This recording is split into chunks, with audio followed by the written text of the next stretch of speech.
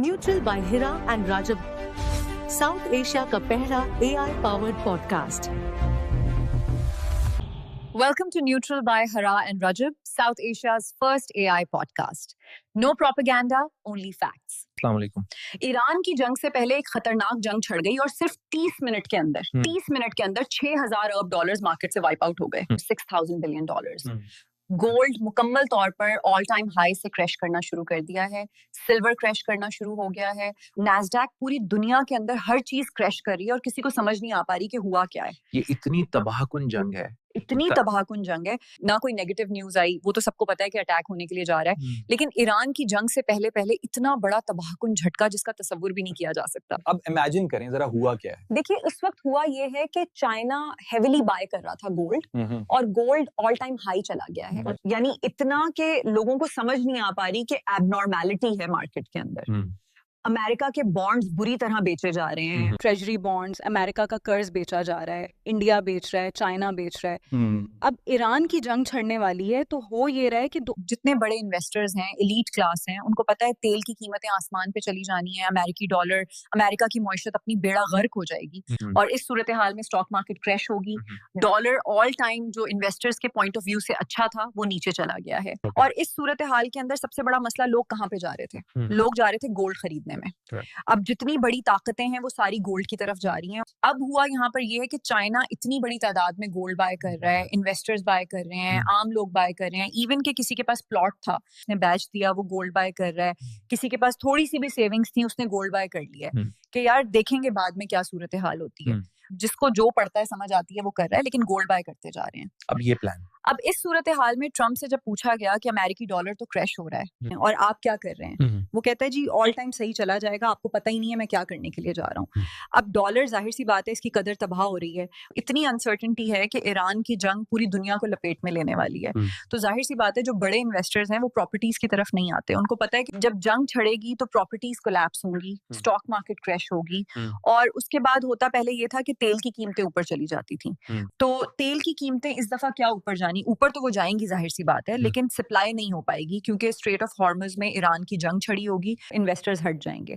तो अब हुआ ये है कि इस सारी सूरत हाल के अंदर ये पूरी तरह एक गेम प्लान तैयार था कि भाई अब जो गोल्ड बाय करें, अब वो खफिया ताकतें बीच में कूदी हैं, उनको पता चला है, चाहे वो अमेरिका हो, उसमें जो भी है, जाहिर सी बात है अमेरिका ने डॉलर अपना बचाना है, तो उसने किया ये है कि उसने पूरे का पूरा गोल्ड क्रैश कर दिया है। इसमें होता ये है कि जो बड़े एलेट होते हैं वो घुसते हैं और उनकी कोशिश ये होती है कि गोल्ड की कीमतें गिराएं हम नीचे, क्योंकि चाइना बाय कर रहा है, धड़ाधड़ दुनिया सारी बाय कर रही है, जर्मनी से लेकर सारे ममालिक ने अमेरिका में जो गोल्ड पड़ा हुआ था वो वापस मंगवा लिया है। उससे गोल्ड की कीमतें आसमान पे जाएंगी।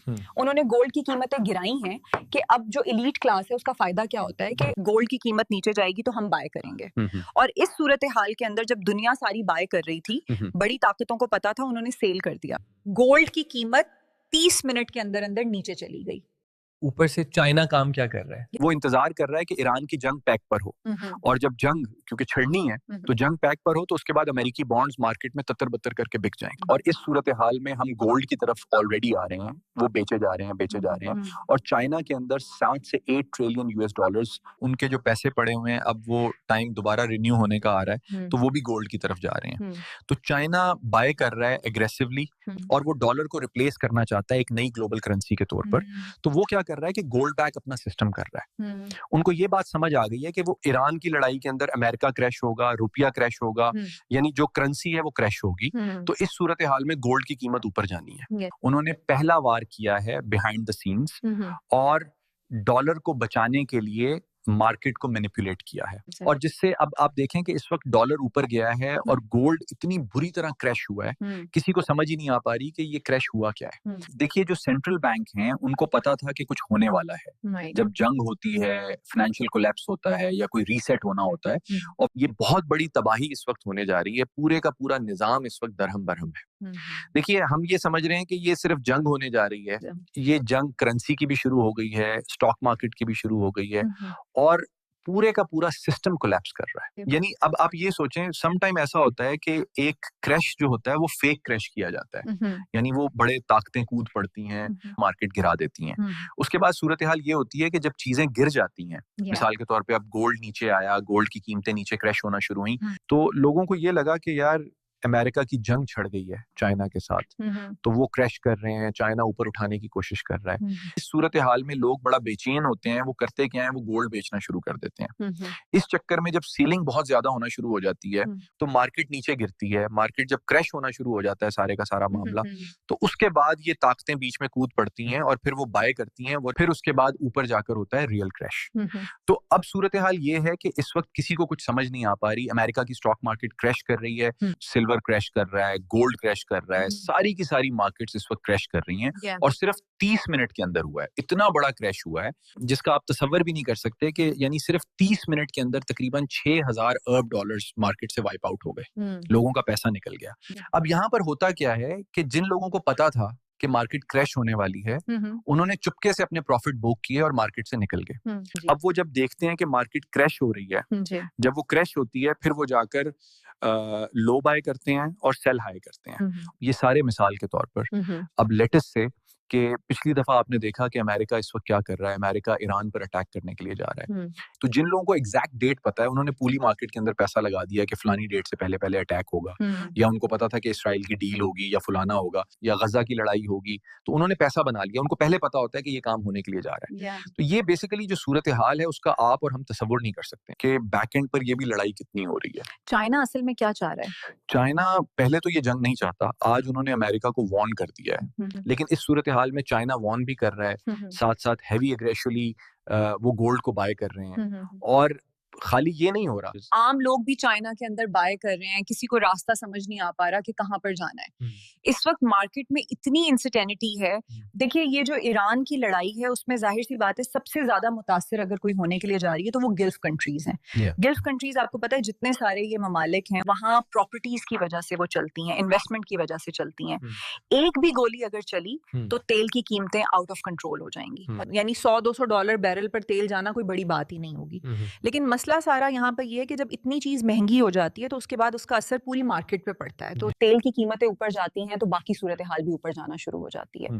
तो ये जो सारे का सारा मसला है ये आउट ऑफ कंट्रोल होने के लिए जा रहा है और उसका तसव्वुर भी नहीं किया जा सकता कि दुनिया में कितनी महंगाई होगी। देखिए, एयरलाइंस अपने किराए बढ़ा देंगी। सबसे बड़ा मसला तो ये होगा कि जितनी एयरलाइंस हैं उनकी फ्लाइट्स कैंसिल होना शुरू हो जाएंगी। जब फ्लाइट्स कैंसिल होंगी उनको नुकसान होगा, एयर स्पेस बंद होना शुरू हो जाएगी। तो ये सारे के सारे फैक्टर्स हैं कि और इस सूरत हाल में एयरलाइंस को नुकसान। ये जो जंग है उसका किसी को फायदा नहीं होने जा रहा सिवाय इसराइल के। इसराइल की अपनी करेंसी, ठीक है, वो, लेकिन अमेरिकी डॉलर तबाह। गोल्ड लोग आए थे, आप देख लें गोल्ड का उन्होंने क्या हाल किया है।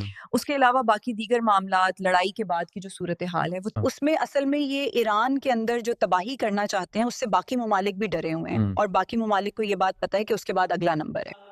आपको पता है जो इन्वेस्टर होता है, चाहे वो छोटे लेवल का हो या बड़े लेवल का हो, जब मार्केट के अंदर जरा सी बैड न्यूज आती है, बुरी फजा आती है, तो वो सबसे पहले काम क्या करते हैं, वो सबसे पहले ये देखते हैं कि हमें अब अपना पैसा सेव करना है, क्योंकि बुरे हालात में उनको ये नहीं पता होता कि मामलात किस जानिब जा सकते हैं। तो जो भी सूरत हाल इस वक्त हो रही है वो बड़ी तबाहकुन है और ये दुनिया इतनी तबाही की तरफ जा रही है, सब कुछ लपेट में आने वाला है जिसका तसव्वुर भी नहीं किया जा सकता। गोल्ड इस वक्त बुरी तरह क्रैश कर रहा है और ये बैक एंड पर दो बड़ी ताकतों की आपस की लड़ाई है। अब इन्वेस्टर्स कहाँ पे जाएंगे, एलिट क्लास कहाँ पे जाएगी, क्या मामला होगा, ये सारा कुछ ईरान की जंग पे डिपेंड करता है। देखिए, सबने कोशिश की है अमेरिका को समझाने की कि आप ईरान की जंग ना करें, लेकिन वो ट्रंप ही किया और वो अमेरिका ही किया जो बदमाशी ना करे। और मसला सारा ये है, ये वो बड़ी अजीब जंग है। ये कोई अफगानिस्तान की तो जंग है नहीं है, ये कोई इराक की जंग तो है नहीं। ये जंग बेसिकली वो जंग है जिसके बाद 10-15 ममालिक लपेट में आ जाएंगे और पूरे का पूरा खित्ता ही तबाह हो जाएगा। फिर क्या हाल होगा किसी को नहीं पता। न्यूट्रल बाय हिरा एंड रजब को सब्सक्राइब करना मत भूलें। वीडियो को लाइक करें, शेयर करें और कमेंट सेक्शन में अपनी राय का इजहार जरूर करें।